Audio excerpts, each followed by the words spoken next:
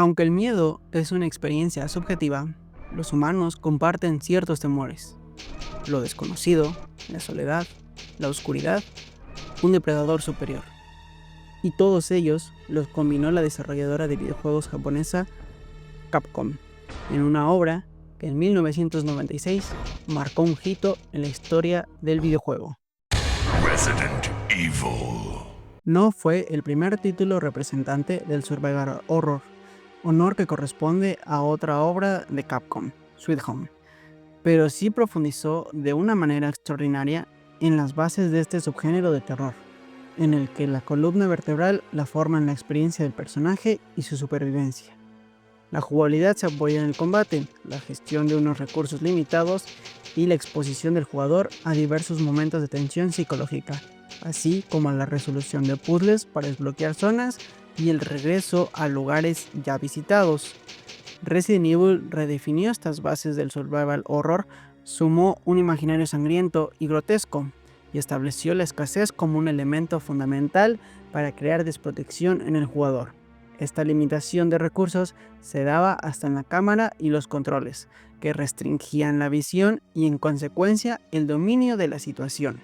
Resident Evil, además, revalorizó el género de zombies y miró hacia uno de sus padres, el director de cine George A. Romero, responsable de La Noche de los Muertos Vivientes, para crear una versión propia de este monstruo clásico, puesto que los zombies de Resident Evil se rigen bajo las mismas normas que el arquetipo de Romero: movimientos torpes, limitada inteligencia, mordisco como media de infección y el cerebro como punto débil. Pero Resident Evil no se limitaría a una única entrega para quedarse en el olvido o en una eterna y nostálgica idealización, sino que fue reinventándose a lo largo de las décadas, hasta el último lanzamiento en marzo de 2023, Resident Evil 4 Remake, cuya media de 93 en la web de reseñas Metacritic pronosticaba su candidatura sólida a GOTY. A través de las décadas, las aventuras de Chris, Jill, Leon, Claire y compañía han vendido 135 millones de unidades según registra Capcom. Su legado de horror, sangre y vísceras ha salpicado a otros medios de expresión más allá del ocio digital, como el cine y la literatura.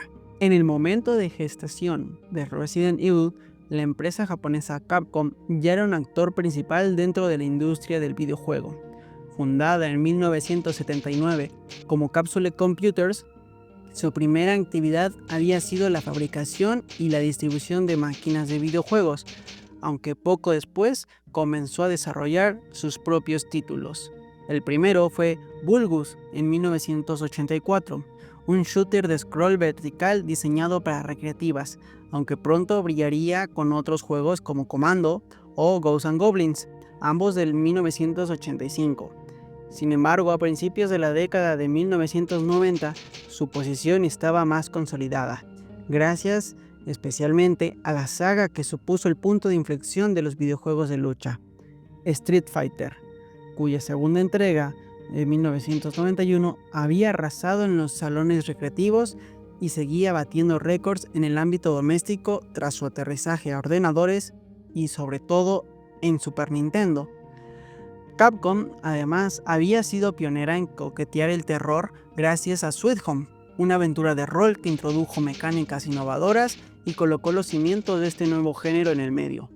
Una laberíntica mansión como escenario principal, la posible división del grupo de personajes, la muerte permanente, los eventos aleatorios y la gestión de un inventario limitado con objetos intransferibles. La historia de Resident Evil está ligada a la de su creador, Shinji Mikami. Se inició en Capcom como diseñador junior y empezó desarrollando Capcom Quiz Hatena no Daiboken, un juego de preguntas para la Game Boy. También participó en varias licencias de Disney, entre las que destaca Aladdin.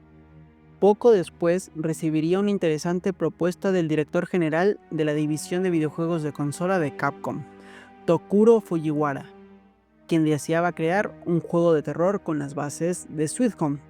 Mikami adoraba a Sweet Home, pero tenía sus reservas ante el éxito del nuevo proyecto. que había nacido bajo el nombre de Biohazard, que se renombraría como Resident Evil en el mercado oriental. Sabía que la obra tendría que ser rompedora para no pasar desapercibida. El proceso creativo de Resident Evil duró 3 años, ya que al inicio el destino de este sería la Super Nintendo. Sin embargo, el éxito de PlayStation animó a Capcom a pensar un lanzamiento en la nueva consola de Sony.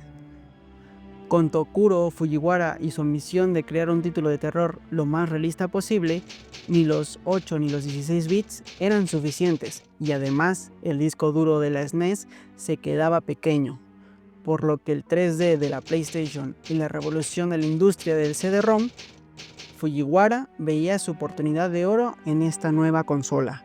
Antes de definir la identidad de Resident Evil como un survival horror, se experimentó con varias mecánicas y sistemas.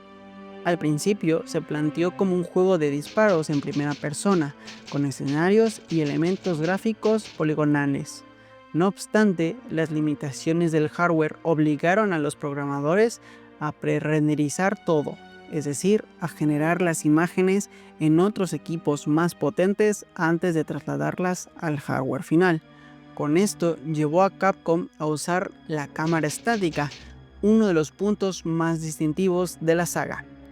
A la decisión de la cámara fija siguió la implementación de los controles tipo tanque, algo habitual en los títulos 3D del momento. Con esto, el jugador mantenía la dirección aunque cambiase el ángulo de la cámara.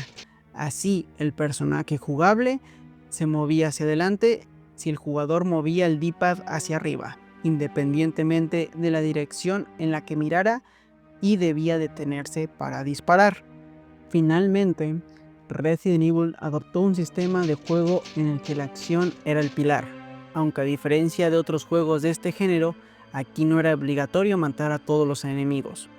Mikami deseaba que el jugador experimentara su propia historia, según sus decisiones, en lugar de hacerle seguir una trama cerrada, por lo que a lo largo de la partida, el jugador se vería obligado a revisitar zonas antiguas o tener que volver sobre sus pasos para llegar a un lugar bloqueado inicialmente, lo que se conoce como backtracking.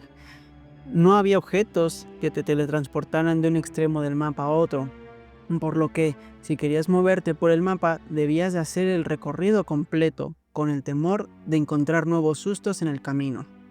Asimismo, para progresar en la historia debías de resolver puzzles y encontrar objetos claves.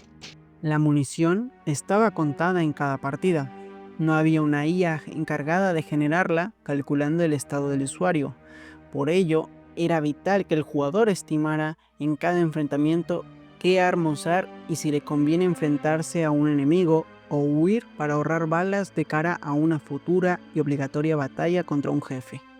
Con los objetos curativos y las cintas de tinta de guardado de partida sucedían algo similar.